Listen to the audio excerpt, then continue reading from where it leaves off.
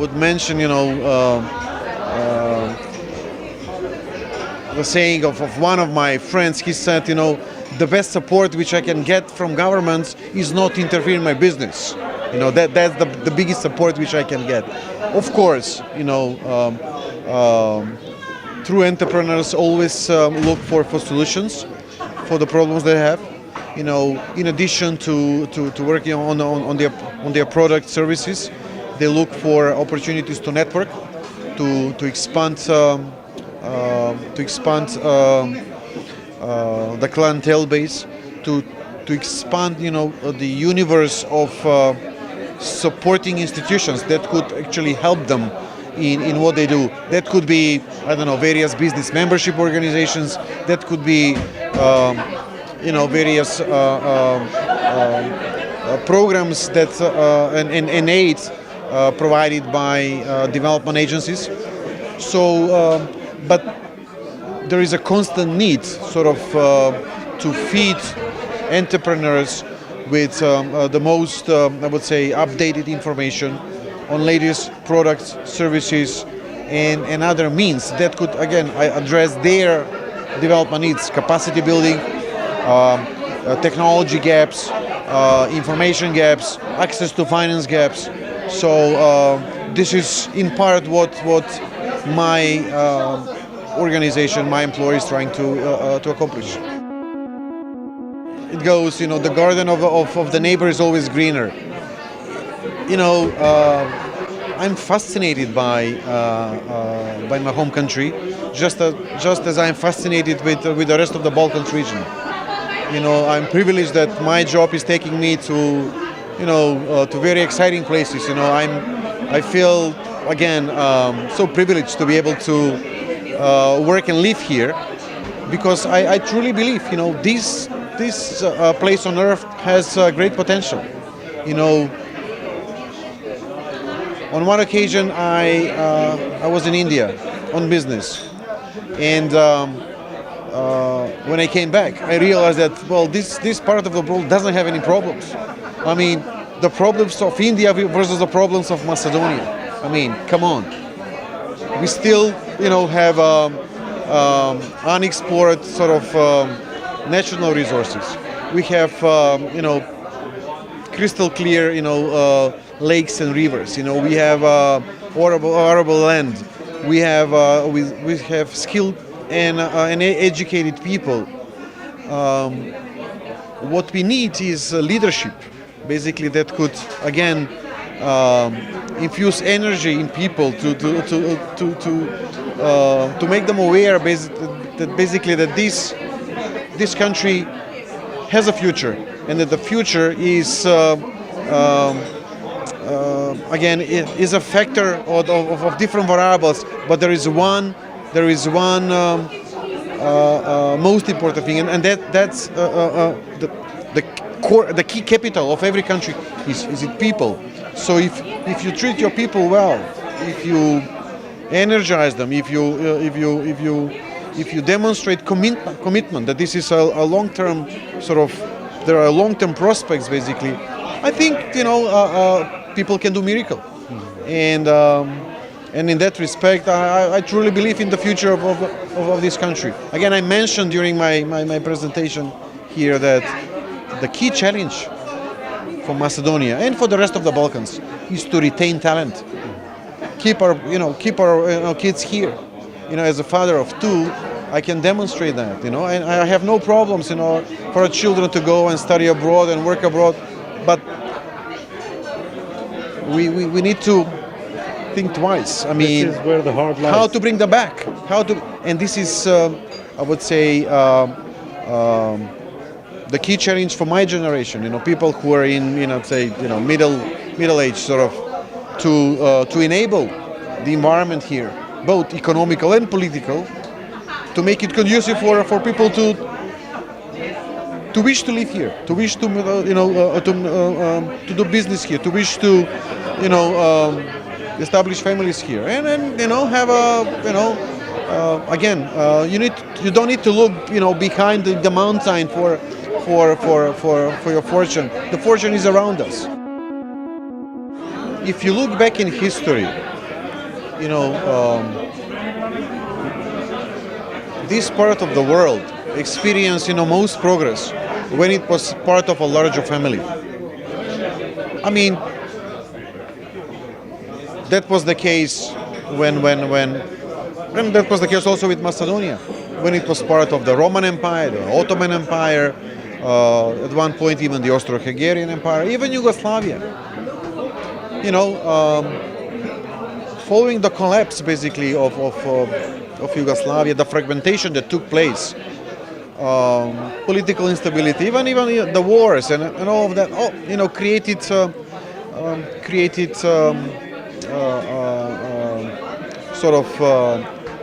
constraints for trade, constraints for business cooperation.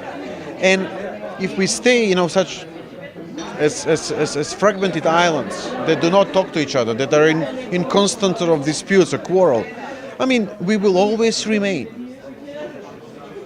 a territory that would be perceived as risky and from a business perspective, a place without what we call, bankers, without an upside.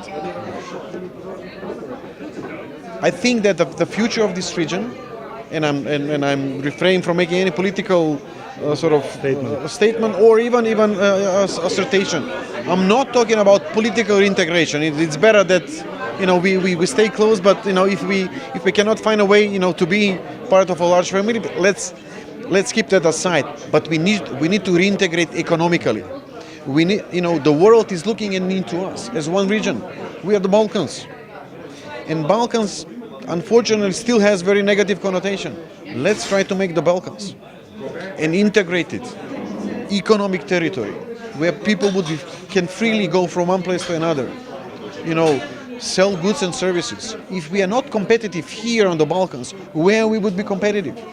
If we cannot do business with our immediate neighbors, which are sharing in spite of the fact that we want to stress how different we are, pretty much we are very similar.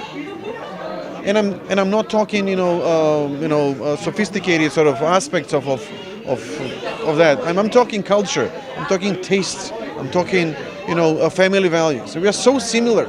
Let's focus on the similarities rather than on these little minor things which we believe make us different. No, we are not different. We are the same.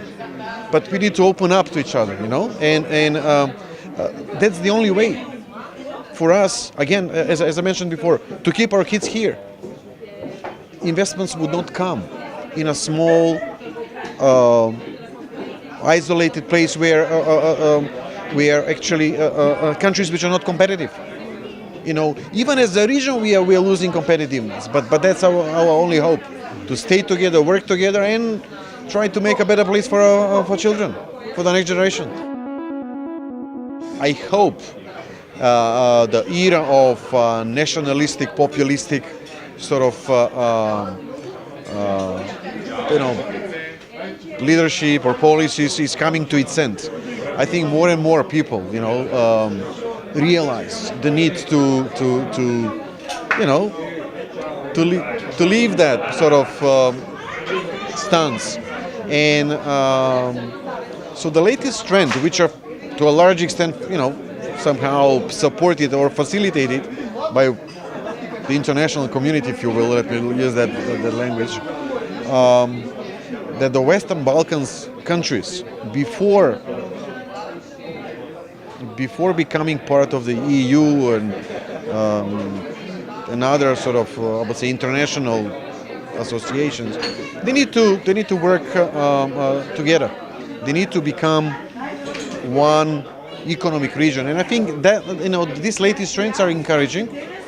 The message coming from Brussels and from Washington are very clear. You guys, you need to sit around the table, reach a compromise on issues that you believe are unresolvable. No, compromise can be reached even on the most toughest topics, and we can learn from the experience of other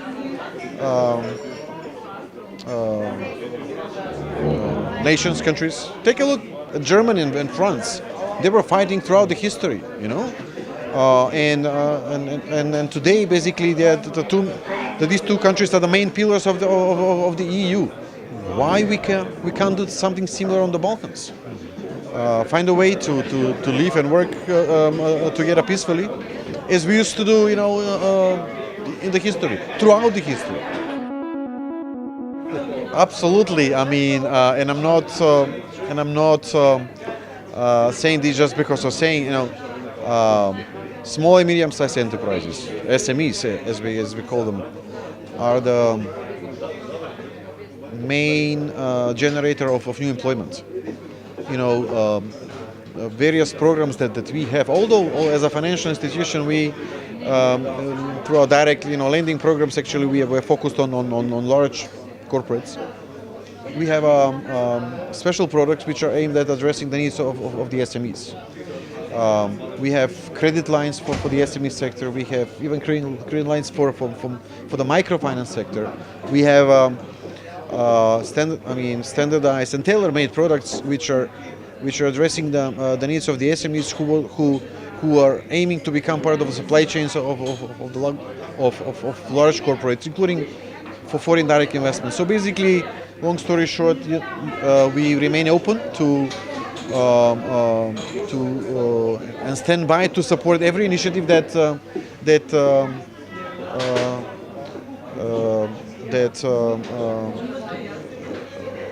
targets entrepreneurs, that targets private sector, and ready to complement to the extent possible, either through our investments or through our advisory programs.